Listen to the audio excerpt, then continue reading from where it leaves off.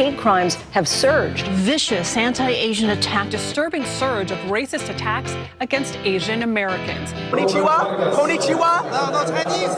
Konnichiwa? Hey, Jesse! Verbally assaulted on more than one occasion. Asian piece of Somebody just stole my We're seeing an increase in violence, an increase in serial attacks. Who's gonna stop me? This video has been sitting in my draft since December and I wasn't going to upload it. But I think it's important to talk about topics that are a little tougher than streamer drama. I also needed more content, so run the tape. Normie content is Adin Ross, whose stream every time I've tuned in. Who would have thought this comment would lead me down a weird path, but here we are. Because I've shown nothing but love towards this motherfucker, you know? Ludwig started a feud with Adin Ross. He was sent death threats, apologized, but the messages were ignored. Adin Ross leaked the messages, got ratioed by Carl Jacobs. Nick Pollum was told he wasn't black enough, and Cutie Cinderella was called fat. Your fans called me fat. FaZe Bang stepped in to make peace, and eventually, I watched the guy sniff a chair. Where did my life go wrong? The WL and the Poggers community made up, with the exception of one guy that was the bridge between these communities, who then tried to burn that same bridge. But going back, one of the first streams I saw after my introduction to the WL community was a dating stream from Adin Ross, and it featured a 16-year-old boy talking to a 23-year-old woman. All right, can you rate me 1 through 10 real quick? And Adin's streams have always been interesting, and while he's against this type of content for now, I think hot tub streaming should be banned from Twitch. He had no problem promoting it to become big. I'm not quite sure why the age difference here is okay, but ignoring the age difference, the worst part of this Adin Ross date was this moment. Say if we're the last 2 people on Earth, and we had to reproduce to make the world continue. No! Reproduce with me? No. Who gon' stop me? You're not stopping me! Maybe Speed was just making a social commentary on how bad society would be without law and order, or he was just making a rape joke. And I liked her response. Who's gonna stop you? Well, she is. Who gon' stop me? I will. Who's gonna stop me? But to me, this was Speed's first controversy. It was followed by moments of sexist comments. It's a female talking to me right now. It's a fucking female talking to me. Get off the game and do your husband dishes.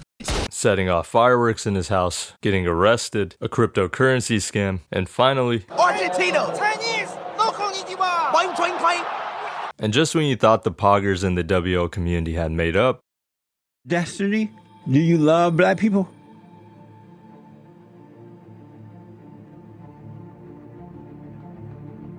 Sure, I love black people.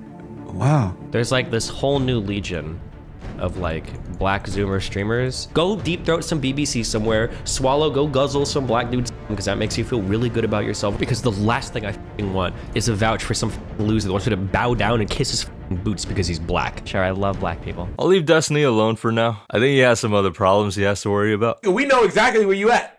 We know exactly where you at. But the hypocrisy of the AMP guys, it definitely rubbed me the wrong way. Here's their Speed comments. In a vacuum, these instances are largely irrelevant. And here's their Destiny comments. But I'm probably just getting old. It's like the new... All right, you are getting old and you're getting racist.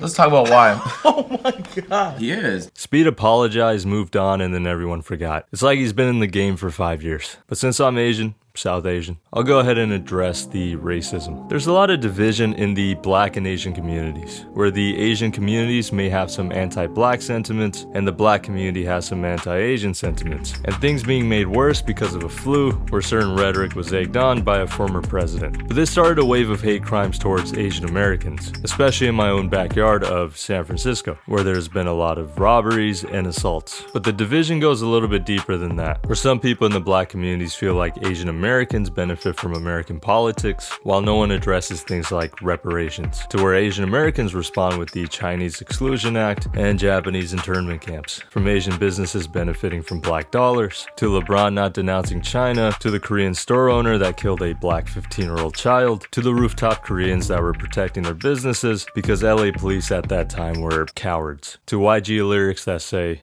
You find a house and scope it out. Find a Chinese neighborhood. They don't believe in bank accounts. And of course, numerous accusations of cultural appropriation in K-pop. And I want to actually cover this one because this is where I thought people could actually come together. Because in theory, a minority culture becoming mainstream should be a good thing. It shows that a part of your culture is now accepted in society. But I get that there can be problems from people that profit off of or don't show the proper respect to a culture. For cultural appropriation, I'll use the Google definition to make things easy. I think K-pop started a certain way where you saw things like blackface and black stereotypes being perpetuated, and while now it still may not be perfect, there's K-pop artists that fully acknowledge and respect black culture. They acknowledge the influence and understand the past. And I don't think that version should be considered negative or inappropriate, because a lot of times people are just making the case for cultural ownership, that hey, you can't wear braids or sombreros, when in actuality, a lot of people like it when you express their culture.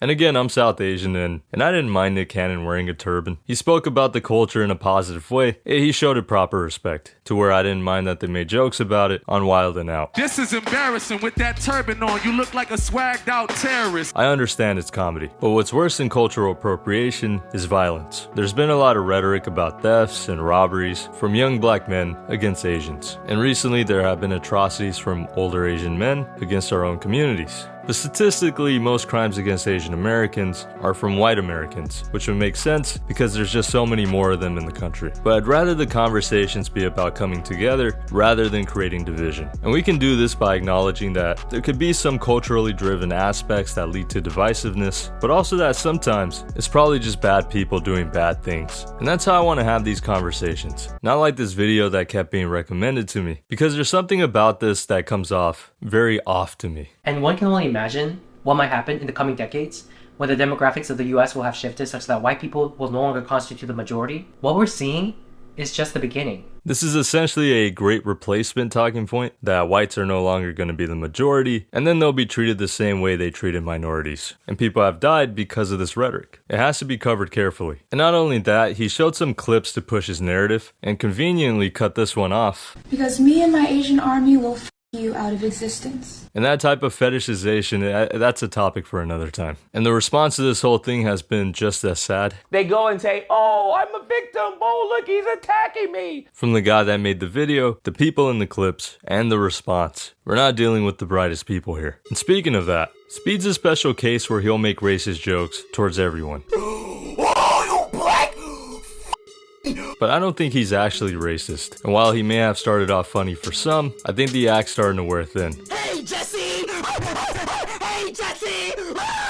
When you're young and want attention, you get that attention by being obnoxious and loud, because edgy and loud is the thing you do when you want to be funny but don't know how to. He reminds me of like a more intense, toxic version of early PewDiePie.